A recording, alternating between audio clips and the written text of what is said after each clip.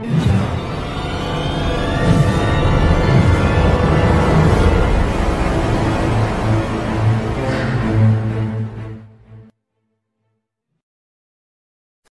mình có app biết game nhé. Mình sẽ nhận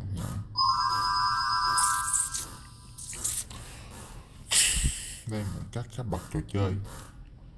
Đây vào phần mời bạn bè.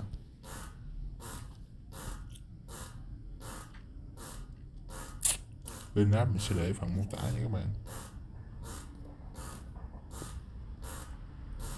Đây là phần thưởng.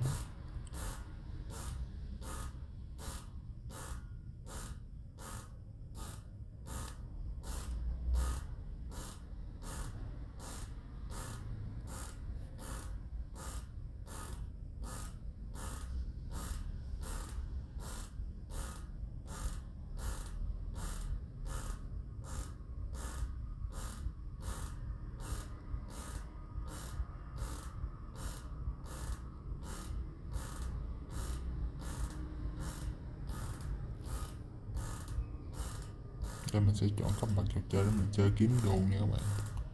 Sẽ chọn dưa hấu chọn dễ chút. Đây.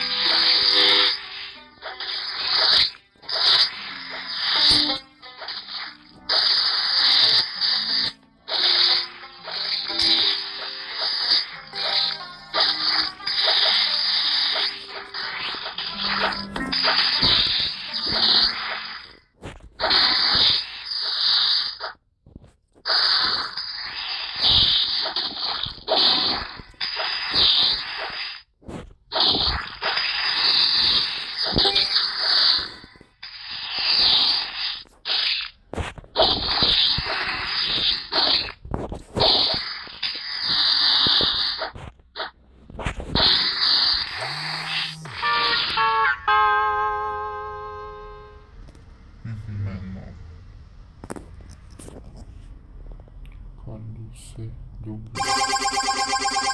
9 viên kim cương các bạn. Được 0,1 đô. Được tiếp tục nha.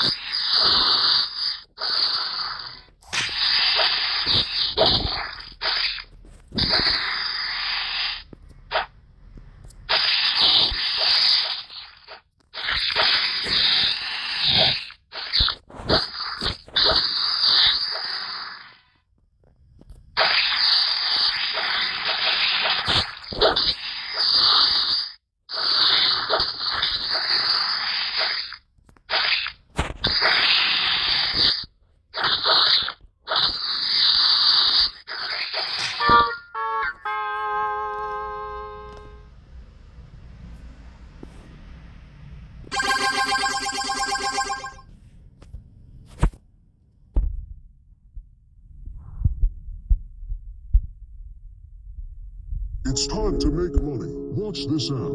You can download this app. Make the first money. This app is a video watching software. You just need to watch the video. Get cash rewards.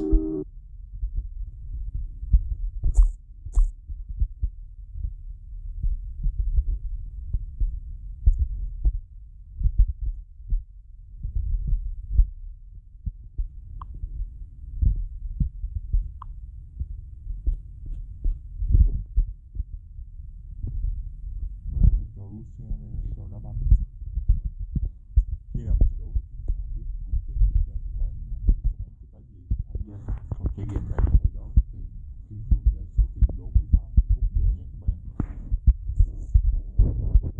Các bạn quan mọi bạn nha. Chào tạm biệt các bạn vào những video rút tiền vào lòng phía sau sẽ hướng dẫn cho các bạn.